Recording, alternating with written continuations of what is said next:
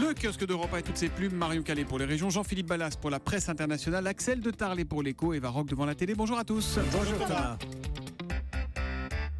On ne commence pas avec vos quotidiens nationaux ce matin, mais avec Paris Match, parce qu'il y a du lourd ce matin dans Match. À la une, ensemble sur la route du pouvoir, Brigitte et Emmanuel Macron.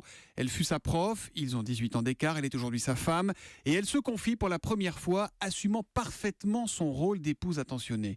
Chaque soir, on débriefe ensemble et on se répète ce qu'on a entendu l'un sur l'autre. Il faut reconnaître que le monde du pouvoir est impitoyable, soupire la femme du ministre. Elle raconte leur rencontre, il était alors en 3e, puis leur coup de cœur. En terminale, il lui dit « Quoi que vous fassiez, je vous épouserai ». Des années après, la flamme est visiblement intacte. Mon mari est un chevalier. Tout est à la bonne place dans sa tête. Alors tout est à l'avenant dans l'article. Et peu à peu, on a le sentiment que c'est la journaliste qui a écrit le papier qui bascule. Elle est son ministre de la sérénité, écrit Caroline Pigozzi, qui dans un ultime élan lyrique conclut « Ça ne s'invente pas, ils se sont rencontrés dans une institution baptisée la Providence ». Ajoutez-y une série de photos intimes au ski avec le chien Figaro à un concert de rock ou encore lui tenant une des petites filles à elle dans ses bras et vous allez passer un bon moment en lisant Paris Match.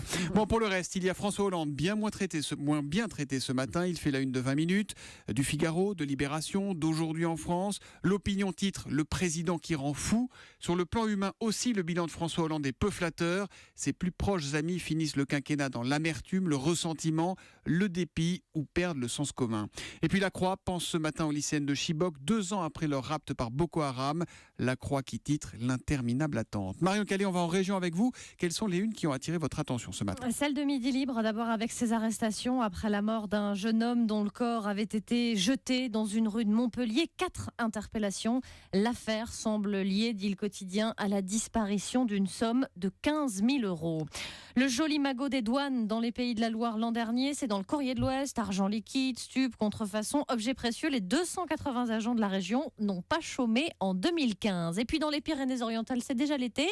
76 clubs de plage et paillotes ouvrent dès ce week-end, raconte l'Indépendant. Ouverture avec un mois d'avance. L'histoire du jour, c'est le retour des Demoiselles de Rochefort, c'est dans la Charente-Libre. Ce sont des lycéens option cinéma qui sont en train de plancher sur un hommage à ce classique de la comédie musicale. Nous sommes de sœurs jumelles, nées sous le signe des Gémeaux.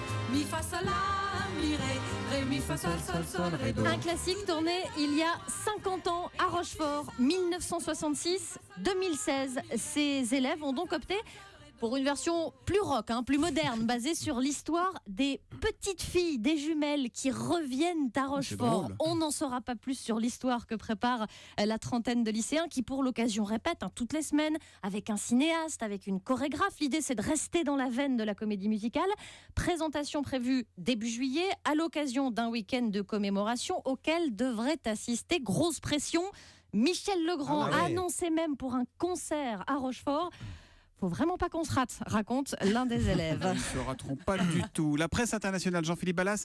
Ce matin, le Japon est le scénario d'une visite historique pour Barack Obama. Oui, et s'il se rendait à Hiroshima ou à Nagasaki, jamais encore un président américain n'est allé se recueillir là où les États-Unis ont largué la bombe atomique. Mais les choses sont peut-être en train de bouger. Il y a quelques jours, le chef de la diplomatie américaine, John Kerry, est allé à Hiroshima. On en a parlé d'ailleurs sur cette antenne.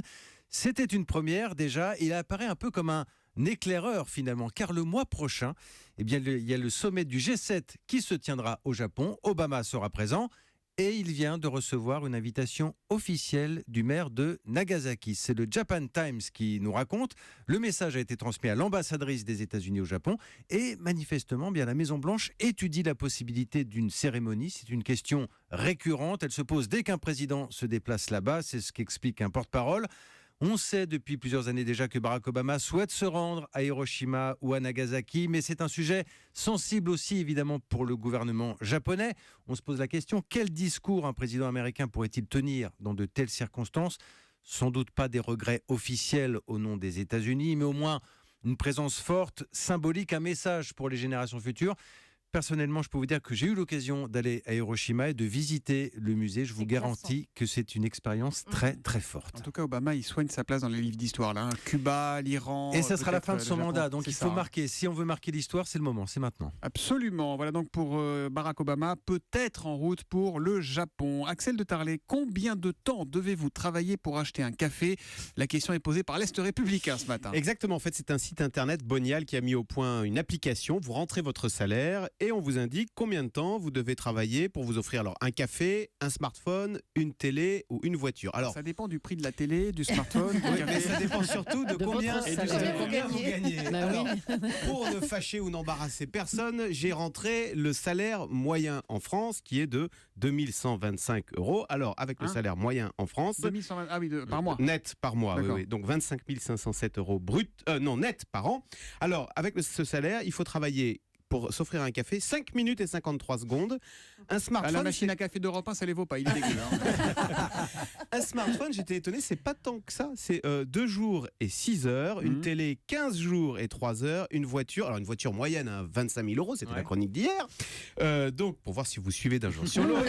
On s'en souvient. Une voiture, c'est 11 mois et 15 jours. Alors, ce qui est amusant, c'est que ce site a rentré le salaire de Tony Parker. Attendez, Bon. attendez, j'ai une objection, votre honneur. Comment, en gagnant 25 000 € par an, on peut s'acheter en 11 mois une voiture à 25 000 €? Tic-tac, Ah, tic-tac, tic-tac. Bah, Ouais. ça colle quasiment, mais Bah, vous quasiment avez... pas. Alors vous mangez plus, vous Ouais. n'avez plus de facture, vous faites C'est plus ça. rien. Ah oui, Ouais, bah ah, oui, ça, on fait bah que oui. ça. Non, bah oui. Elle est bien votre application, je la sens bien. Alors, ils ont rentré Tony Parker. Alors, lui, pour se payer un Le café, basketteur. oui, le basketteur qui tourne à 20 millions par an. Donc là, Bien sûr, ouais. le logiciel s'est un peu affolé. 2 secondes. Il lui faut 2 Le secondes pour se payer café, un café. une seconde. Et la voiture, c'est 2 heures. Mais je vais vous dire, à quoi ça sert? Qu'est-ce qu'il va en faire de toutes ces voitures? Il va les collectionner dans son garage. Non mais c'est pas Vous vrai, savez ça très n'achète pas bien toutes que les 2 heures. Pour Axel, acheter quelque chose, Oui, c'est un c'est peu comme juste, l'amour. Le meilleur moment, c'est quand on monte l'escalier, c'est de se Oh. préparer, etc. Ah, Un là, peu là. de philosophie dans Oh, ce mais monde de comme il est brut. poétique, comme il est romantique, Axel de Tarlet, avec ses chiffres qui nous dit qu'il faut travailler 5 minutes 53 pour s'offrir un café. Ce type est dingue. Duel sur France 5, c'est à 22h20 ce soir. Un duel KGB-CIA. Oui, c'est le nouveau documentaire de la collection Duel. Donc avec ce face-à-face KGB-CIA, c'est un duel qui est digne vraiment du meilleur film d'espionnage, dont le principal décor a été Berlin. Alors essayez d'imaginer la scène. On est en 77. Il y a Gabrielle qui est une très belle jeune femme qui est assise à une terrasse de café et puis un homme l'aborde. C'était vraiment, comment vous dire, c'était l'homme de mes rêves. Je m'étais toujours imaginé l'homme parfait et tout à coup, il se trouvait là devant moi. Mon premier instinct a été de m'enfuir, mais je suis restée. Et alors évidemment, Gabrielle, elle est tombée amoureuse éperdument de cet homme. Elle a 32 ans et figurez-vous que son métier, elle est traductrice à l'ambassade des États-Unis. Et son amoureux, il adore quand le soir elle rentre avec des documents confidentiels, évidemment, sur les systèmes d'armement des missiles Pershing. L'homme va disparaître, il va revenir, il va la faire chanter et Gabrielle, elle va devoir prendre de plus en plus de risques en fait pour ramener ces informations à l'homme qu'elle aime. Est-ce que vous connaissez le surnom qu'on donne à ces hommes dragueurs embauchés par le KGB? Des bâtards. Des Roméos. Eh oui, des Roméos, une méthode qui était Question de point de aussi vue. utilisée par les Américains, comme le raconte Peter Sichel. Il était le patron de la CIA à Berlin. C'était une spécialité de l'espionnage. Nous avons essayé les Roméos, nous aussi, bien après les Soviétiques, et ça n'a jamais fonctionné. On n'a jamais trouvé la bonne fille. Ou les bons Roméos. Les Soviétiques ont bien mieux réussi. Il n'y a pas de morale. Non, il n'y a pas de morale. Ce n'est pas un jeu moral. Loin de là. Alors, un rire quelque peu sarcastique Légèrement, quand oui. Gabrielle, elle pleure encore en racontant sa vie. Et ce documentaire regorge de ce genre de petites histoires. Alors, il nous replonge évidemment dans l'histoire de la guerre froide, avec ces moments qui nous font sourire, mais aussi les destins brisés pour ces hommes et ces femmes qui ont été quand même emprisonnés, exécutés par les Russes. 52 minutes pour retracer 50 ans d'histoire. J'ai envie de vous dire que c'est un peu trop court. Certaines séquences méritaient vraiment d'être approfondies. On survole un peu certains passages. C'est un tout petit peu dommage, mais c'est vraiment quand même digne d'un film d'espionnage. Alors on regardera ce soir Duel KGB-CIA sur France 5 à 22h20. Axel de Tarlet, 52 minutes pour retracer 50 ans d'histoire, ça fait combien de temps par an? Il faut rentrer dans mon petit logiciel. Et ça permet de s'acheter un café. Merci, rideau sur le kiosque.